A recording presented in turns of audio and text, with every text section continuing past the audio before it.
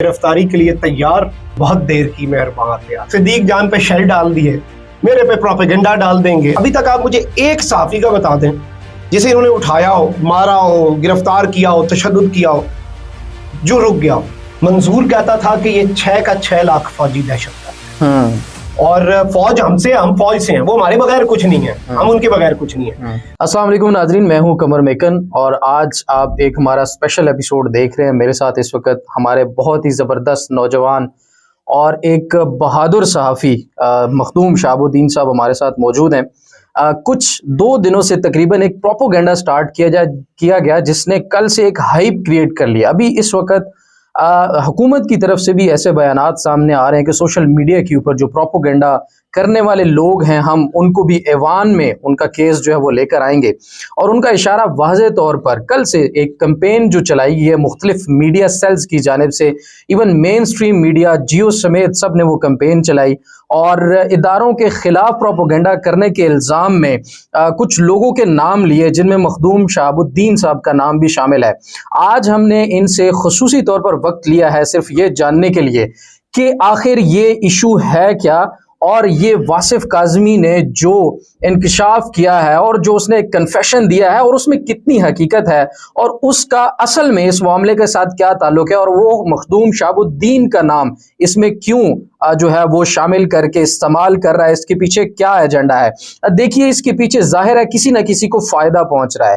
वो फ़ायदा उठाने वाले लोग कौन हैं और इस वक्त मुल्क पाकिस्तान की मौजूदा सूरत हाल को देखते हुए ऐसी सिचुएशन क्यों क्रिएट की जा रही है कि जो आज तक पाकिस्तान के लिए मुहिब्बे वतन थे, पाकिस्तान के लिए मोहब्बत रखने वाले लोग थे और पाकिस्तान को हर जगह डिफेंड करने वाले, दिफा करने वाले लोग थे, अब पाक फौज समेत बाकी पाकिस्तान के तमाम इदारों समेत जो पाकिस्तान का दिफा करने वाले थे, फ्रंट पर लड़ते थे, महाज पर लड़ने वाले जो लोग थे, उनके खिलाफ अब प्रोपोगेंडा स्टार्ट किया गया है।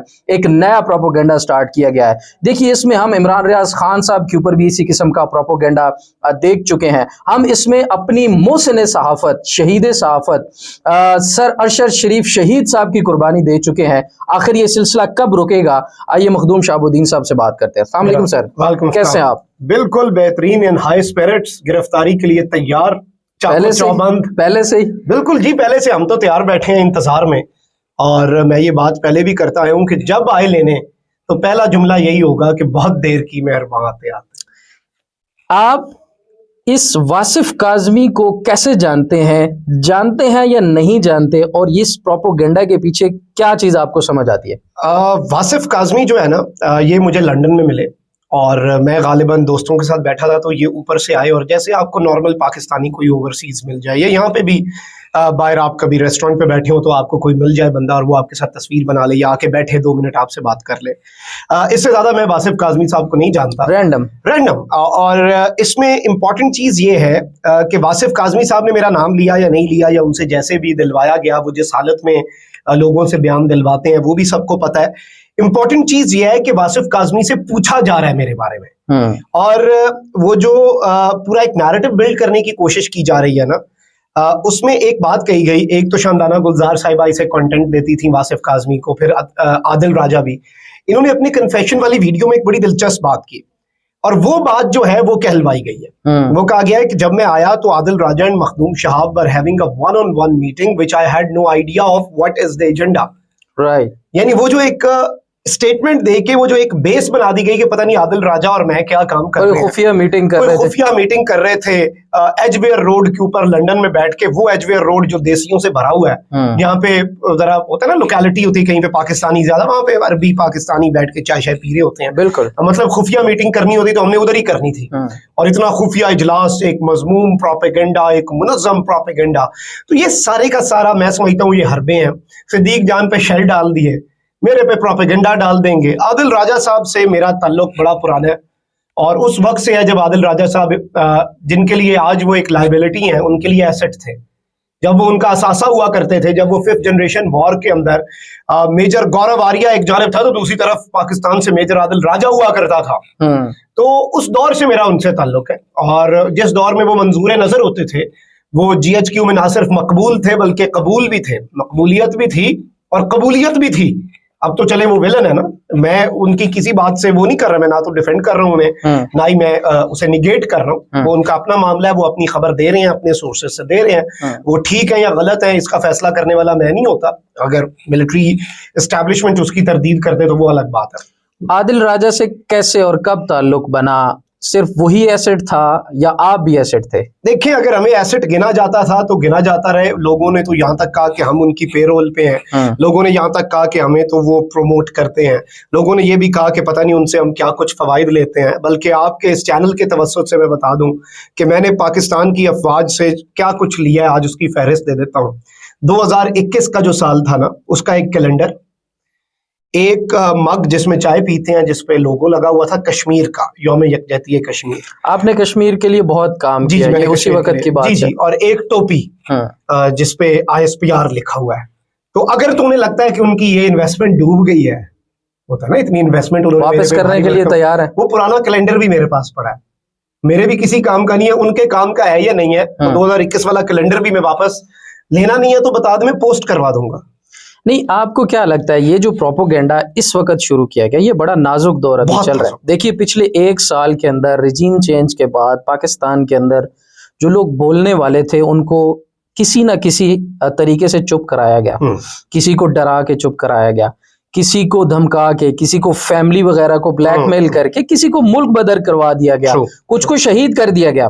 आप क्या समझते हैं ये वक्त ही क्यों, मखदूम शहाबुद्दीन अभी क्यों डिस्कस हो रहा है? इससे पहले क्यों नहीं डिस्कस हुआ? और अगर ऐसी कोई चीज थी तो पहले क्यों नहीं हाईलाइट हुई? देखिए, अभी कौन फायदा उठाने की कोशिश कर रहा है? मैं समझता हूँ कि इसमें जो इम्पोर्टेंट चीज है वो ये है कि इस वक्त स्पॉयलर्स भी बहुत ज्यादा हैं। गवर्नमेंट जो है, आप देख लें कि PDM की हुकूमत, राणा सनाउल्लाह साहब की मैं आपको एक बात बताता हूँ, उन्होंने कुछ साफियों से नया जब ये हुकूमत आई थी ना, तो उस वक्त कुछ साफियों को उठाने की बातें हो रही थी, मुकदमे बन रहे थे।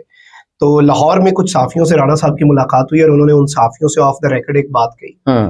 और उन्होंने जब पूछा ना कि ये जो फौज को बड़ा तनकीद शनकीद हो रही है, ये सारा मामला, तो क्या कहेंगे राणा साहब आप इस पे? तो राणा साहब ने उस वक्त बड़े तारीखी जुमले कहे, वो ऑफ द रिकॉर्ड थे, मैं अभी बता रहा हूँ आपको, और वो साफी भी उन्होंने खुद बताया मुझे। कहते राणा साहब ने कहा, अच्छी गल है, हम इन साफियों को पकड़ेंगे तो सही, लेकिन ये इन्होंने ही बनाए थे हमारे, हमें गालियां दिलवाते थे, अब ये खुद भी गालियां खाएं। ये फौजी हमें गालियां दिलवाते थे, अब ये खुद अपने घरों तक गालियां सुने। मतलब राणा फिर हम कार्रवाई करेंगे, लेकिन अच्छा लग रहा है उन्हें भी। तो आप ये समझें कि ये इस वक्त इन्हें भी समझने की जरूरत है, और इन चीजों से या तो डरा सके हो। अभी तक आप मुझे एक साफी का बता दें जिसे इन्होंने उठाया हो, मारा हो, गिरफ्तार किया हो, तशद्दुद किया हो, जो रुक गया हो, जिसका सॉफ्टवेयर अपडेट हो गया हो। उल्टा ये खुद बदनाम हुए हैं। और ये है कि कोई अगर अवाम की तवज्जो हट रही है, कोई लाम तान में कमी आई है, तो वो गिरफ्तार करके वापस अपने ऊपर बताते हैं कि देखो हम पे लाम तान करो मजीद। उसके अलावा क्या फायदा हुआ? कर लेंगे गिरफ्तार। देखें, मैं ये बात हमेशा कहता हूं कि अभी हो सकता है मेरे जहन में गिरफ्तारी का डर हो, होता है ना, एक झाका होता है, मैंने कभी काल कोठड़ी नहीं देखी, लेकिन जब पकड़ लेंगे, डाल देंगे, उसके बाद जब निकालेंगे खत्म हो जाएगा, उसको तो वो झाका भी उतर गया। मैं कहूंगा चलो फिर एक बारी और सही। अच्छा, मुझे ये बताएं, वासिफ काज़मी, शानदाना गुलजार, आदिल राजा, सबीन कियानी, मखदूम शहाबुद्दीन, बड़े स्पेसिफिक गिने चुने 5 नाम है। ऐसा क्यों? ये अगर ये एक प्रोपोगेंडा है आपके ख्याल में, तो मतलब रैंडम क्यों नहीं कि कुछ लोग और भी थे? और आई थिंक जो लोग हिट कर रहे हैं वो होंगे। शानदाना गुलजार साहिबा से I have never met her, उनसे मेरा एक दफा व्हाट्सएप पे राब्ता हुआ और उन्होंने मुझसे राब्ता किया क्योंकि मेरे प्रोड्यूसर ने उनसे राब्ता किया मेरे बोल न्यूज के प्रोग्राम में शिरकत के लिए, और वो नहीं आ सकी, तो उन्होंने सिर्फ प्रोड्यूसर को क्लैरिफिकेशन देना मुनासिब नहीं समझा। और she is a very nice and graceful lady. उन्होंने मुझे भी कहा कि मेरी ये मसरूफियत इंशाल्लाह अगले हफ्ते में आपके शो में आ जाऊंगी। उसके बाद फिर चलें, हमने भी उन्हें नई जहमत दी और फिर वो कुछ ऐसे हालात बन गए, मुझे मुल्क से बाहर जाना पड़ गया थैंक्स टू बाजवा साहब के खिलाफ की गई तकरीर। तो फिर उनसे मुलाकात नहीं हो सकी। अभी तक ना मेरी शानदाना गुलजार साहिबा से मुलाकात है। आदिल राजा साहब से मैं मिला हूँ, उनकी जो अहलिया हमारी भाभी है, उनसे मेरी कोई मुलाकात नहीं है। जो इस नेक्सस का जिन्हें एवं हिस्सा डाल दिया क्योंकि वो ट्विटर पे जरा वोकल है। और वासिफ काज़मी का मैंने आपको बता दिया मैं कितना जानता हूँ। तो आदिल राजा का अपना काम है। देखें, अभी हम बैठे हैं, आपका एक अपना नैरेटिव है। अगर ये तो वही बात हो गई, देखें कि वासिफ काज़मी की अगर मेरे साथ तस्वीर है और उसने जितनी बातें की वो उस तस्वीर की वजह से मेरे कहने पे की। मेरी तो DG ISPR बाबर इफ्तिखार साहब के साथ भी तस्वीर है।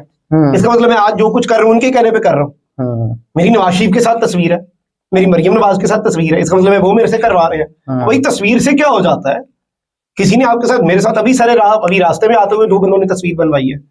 तो ये तो मैं समझता हूँ कि भोंडे तरीके से, लेकिन ये जो टारगेट किया गया है, देखें मुझे एक दफा ये भी मैसेज दिया गया कि इस वक्त पाकिस्तान में ना टॉप 5-6 यूट्यूबर्स के नाम बताए। मैंने बताया, कहते इन सब के साथ कुछ ना कुछ हो गया, सिक्का लग गया है।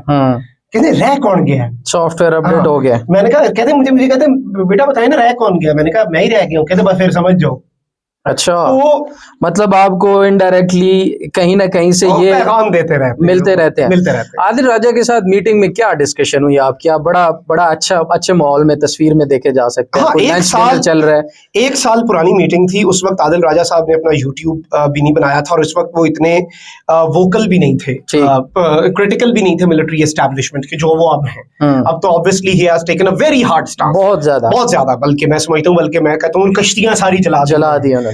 लेकिन उस वक्त उनका इतना कोई हार्ड स्टांस नहीं था। और आदिल राजा साहब जो हैं, उनसे वही एक पुराना ताल्लुक जो मैंने आपको बताया, जब वो पाकिस्तान में होते थे और यहाँ पे कुछ म्यूचुअल फ्रेंड्स के जरिए हम मिले, तो वही ताल्लुक था। उसी ताल्लुक के अंदर हम मिले, कोई ऐसी पॉलिटिकल बात नहीं हुई। और उस मीटिंग और भी 3-4 पाकिस्तानी वहां पे रैंडम ओवरसीज पाकिस्तानी थे। उनमें से एक बाजवा साहब को डिफेंड कर रहे थे, कोई बाजवा साहब के खिलाफ बोल रहा था, कोई कह रहा था नहीं यार मुझे लगता है, मैं उस टाइम पे ऑफ द व्यू था कि नहीं, आई थिंक अभी थोड़ा सा देखना चाहिए, मुझे समझ नहीं आ रही कि अच्छे हैं या बुरे हैं, किस साइड पे हैं, I think I should wait and watch. वो टाइम था, उस टाइम की मुलाकात है। उसे अब आप जो मर्जी रंग देना चाहें, आप उसमें जो मर्जी उसे एंगल देना चाहें, तो वो आप दे लें। मुझे तो 3-4 महीने हो गए लंदन गए हुए।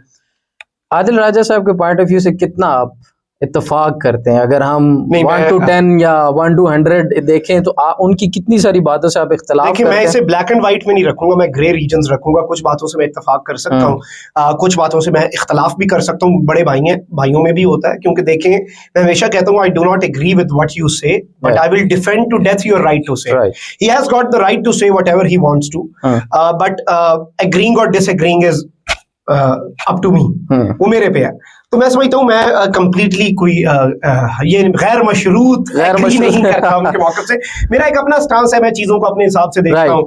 बल्कि इवन जब ये बात हुई, एक कोई एहतजाज सा हुआ ओवरसीज पाकिस्तानीज ने किया कि जो मौजूदा चीफ है उनकी तकर्री इलीगल है, मैंने कहा डोंट गो इनटू दिस, और फिर वो पीटीआई ने भी उसे डिनाउंस कर दिया। फवाद चौधरी साहब को भी कहना पड़ गया कि ये एहतजाज से हमारा कोई ताल्लुक नहीं। तो मैं समझता हूँ कि मेरा एक अपना स्टांस है, मुझे जो बेहतर लगता है। मैं ये नहीं कहता कि भाई अगर मिलिट्री एस्टैब्लिशमेंट गलत है तो गलत है, बल्कि अगले दिन मंजूर पश्तीन साहब के एक हमीद दोस्त ने सवाल पूछा, और वो ऑन द रिकॉर्ड पूछा। उन्होंने कहा कि भाई आप मंजूर पश्तीन पे तनकीद करते थे क्योंकि वो फौज के खिलाफ था। मैं आ रहा था उसी तरह, बिल्कुल। और अब आप मंजूर पश्तीन से माफी मांगे क्योंकि अब तो आप खुद फौज के खिलाफ है। तो मैंने उसे एक बात कही, मैंने कहा देखो आज से 2 साल पहले ना मंजूर कहता था कि ये 6 का 6 लाख फौजी दहशतगर्द है, मखदूम शहाबुद्दीन कहता था ये 6 का 6 लाख फौजी फरिश्ता है। आज मखदूम शहाबुद्दीन कहता है कि ये 6 लाख का 6 लाख फौजी फरिश्ता नहीं है, ये इंसान है। इनमें से कुछ गलत हो सकते हैं, बहुत से ठीक हो सकते हैं, इनकी कुछ बातें बहुत अच्छी हो सकती हैं, कोई बात हो सकती है जिससे मुझे इख्तलाफ हो, बिल्कुल। लेकिन आज भी अगर वो ये कहता है कि ये सारे 6 के 6 लाख दहशतगर्द हैं तो मैं उसके खिलाफ हूं, क्योंकि मेरा पैमाना वो नहीं है, मैंने कोई दुश्मनी नहीं है मेरी इनसे, मेरे अपने हैं ना ये तो। और फौज हमसे, हम फौज से हैं, वो हमारे बगैर कुछ नहीं है, हम उनके बगैर कुछ नहीं है। तो मैं ये समझता हूँ, मैं हमेशा ये बात करता हूँ कि हम मिडल में आए हैं, लेकिन मैं दोनों एक्सट्रीम्स को फिर डिनाउंस करूंगा।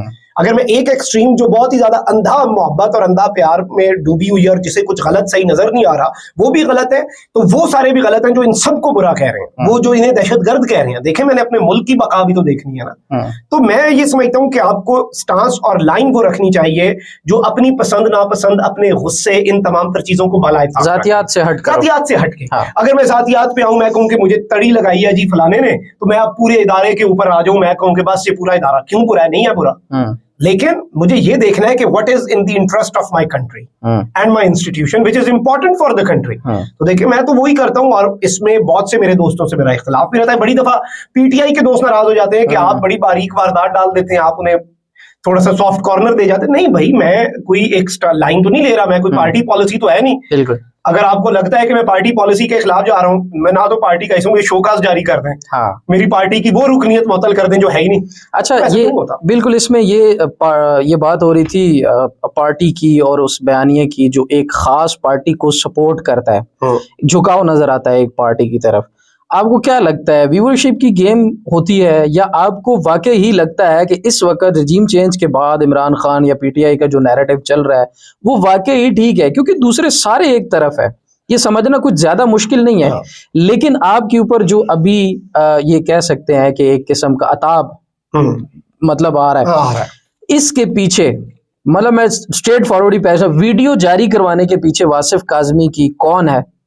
वही है, देखें ताकतवर लोग ही होंगे, क्योंकि एफआईए तो मुझे कंप्लीटली नहीं लग रहा। और मुझे बस एक उम्मीद है, मुझे उठा लेते हैं तो कम से कम मैं इतना बुरा तो हूं नहीं कि मैं अभिनंदन से भी बुरा हूँ। कम से कम मुझे चाय जरूर पिलाएं और अच्छी वाली चाय आपने पहले पिला दिया। हाँ, आपने पिला दी है, और फैंटास्टिक चाय जरूर पिलाएं क्योंकि कलभूषण को भी पिला देते हैं आप, अभिनंदन को भी पिला देते हैं, तो हमें चाय जरूर पिलाएगा, बाकी खाने शाने की खैर है।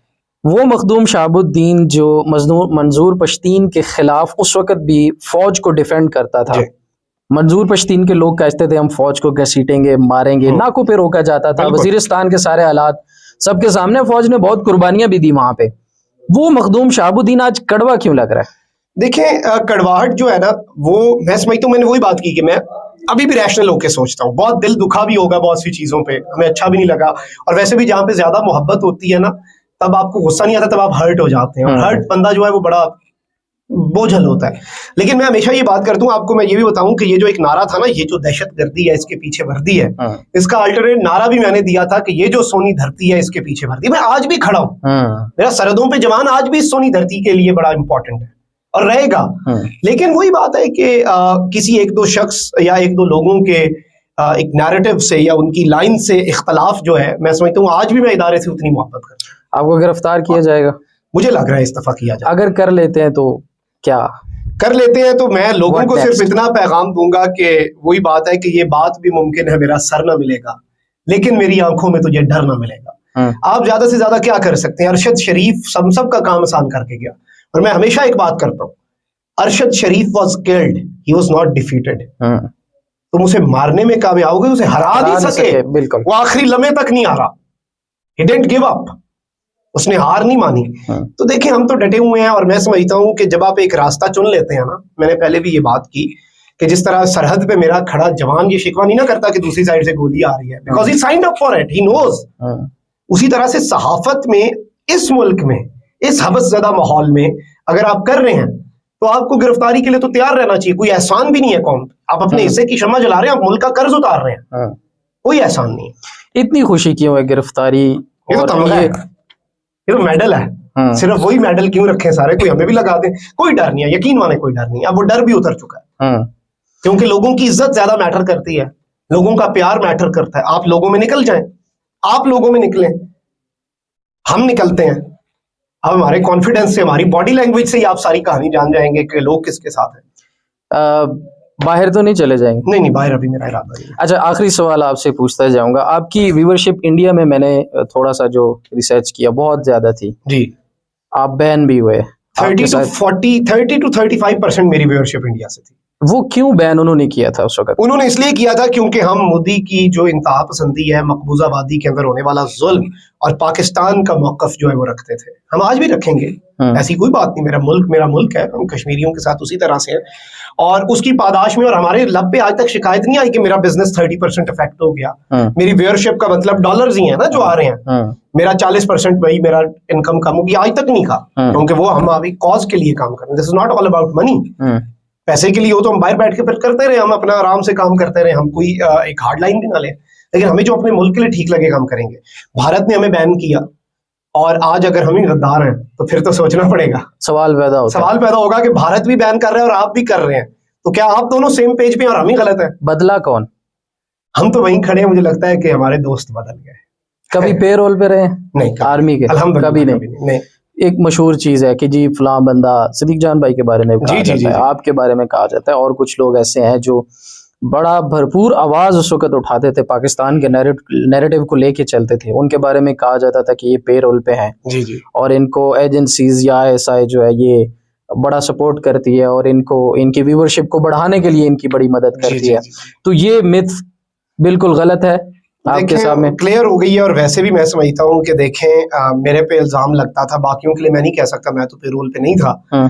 बाकी अपनी अपनी वजाहत खुद भी कर सकते हैं। और मैं ये समझता हूँ कि ये दाग हमारा धुल गया ना कि हम इनके ही थे, तो इंशाल्लाह अगर तो पीटीआई या इमरान खान पाकिस्तान के खिलाफ हमें नजर आए तो इंशाल्लाह सबसे पहले ये दाग मखदूम शाह होगा। चलिए जी, मखदूम शाहबुद्दीन साहब बहुत शुक्रिया, आपसे बात करके बहुत अच्छा लगा। जी, बहुत शुक्रिया। बड़े इंपॉर्टेंट सवाल पूछे, ये क्वेश्चंस आंसर हो जाने चाहिए थे जो आपके प्लेटफॉर्म के जरिए। चले, बहुत शुक्रिया जी। मखदूम शाहबुद्दीन साहब हमसे बात कर रहे थे। तंदो तेज सवालात हमने कोशिश की है कि उनसे पूछे और उन्हें बड़ी फराख दिली के साथ हमें जवाब दिए। अपनी दुआओं में मज़ीद याद रखिएगा। बहुत शुक्रिया, अल्लाह हाफ़िज़।